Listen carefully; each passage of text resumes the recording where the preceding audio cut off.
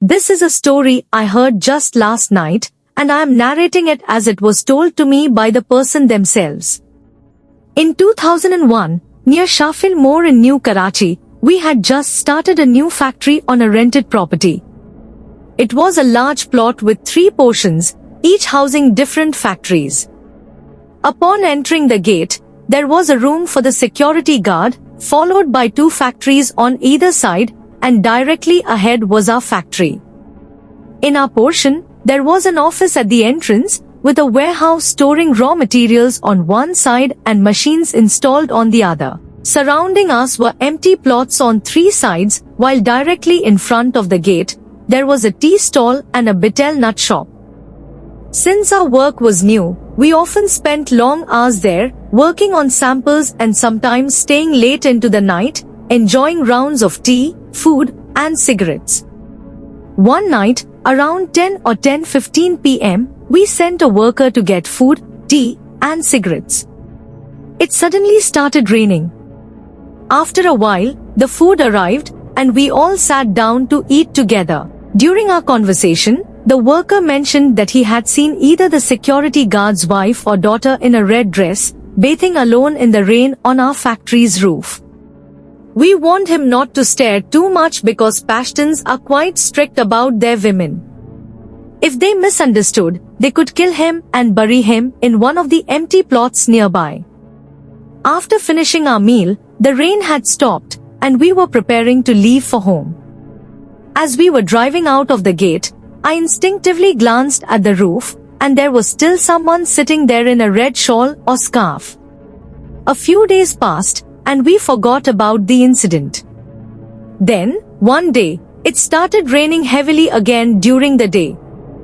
Water began leaking from the roof on the warehouse side of our portion, so we hurriedly moved the materials aside and sent a worker to inform the security guard that water was coming from the roof and we needed to go up and cover it with plastic. However, the worker returned, saying the guard had told him that there was no access to the roof and that we would need to arrange a ladder ourselves. We immediately recalled the woman on the roof and I went to the guard myself, suggesting we could go through the side where his family lived. The guard, looking confused, told me that his family lived in the village and no one stayed on the roof, nor was there any access. So, where could the woman have come from? The story I started yesterday remains incomplete, so let me continue. As I mentioned, the guard's response, that there was no access to the roof and no one lived there, frightened us. But with the rainwater coming down from the roof, we had to stop it. We borrowed a ladder from the neighboring portion and sent the workers up carefully to lay plastic sheets. They went up and later reported that there was some debris on the roof, which had caused the water to accumulate and leak into the factory. That day passed without incident, but the woman in the red dress made her presence felt the next morning. One of the loaders went to the bathroom, and suddenly we heard him screaming. We rushed to the bathroom to find the door locked from the inside, and he was shouting that the woman was standing outside, staring at him. We assured him there was no one outside and asked him to come out. Once he came out, he explained that despite the door being locked, he felt her presence and saw her watching him, leaving his body paralyzed with fear. Later that evening, someone else felt a cold breeze pass by them. I was standing by the machine when I clearly saw the woman standing behind me, which sent a chill down my spine. Somehow, we got through that day. But the next day, things took a more dangerous turn.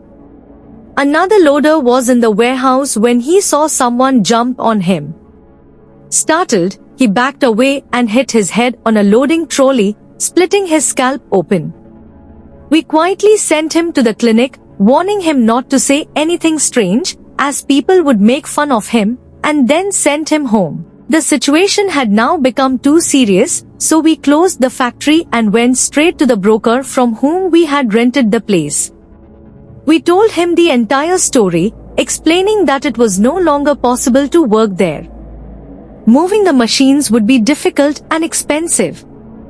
The broker, unexpectedly, listened attentively and said that while he knew something about the matter, nothing like an attack had ever occurred. We then discussed shifting to another location near Sabha Cinema. He also shared the story of a girl's ghost or spirit that he had heard about 4 or 5 years ago. He said that behind the empty plot next to our factory, people used to transfer smuggled goods and liquor from trucks into cars in the evening. One day, a boy from the nearby slum, who was about to get married in 2 days, went with a friend to a barber to get a haircut. One of the cars hit the boy. A fight ensued between the boy, his friend, and the smugglers. The smugglers dragged them to the empty plot, beat them severely, and left them there. Both boys died. Their families searched for them for 2 days, and then their bodies were found. Upon hearing this news, the bride-to-be had a heart attack and also died. It is said that the same girl roams around the 3 plots, looking for her groom's killers. We left that place and never looked back at that road again.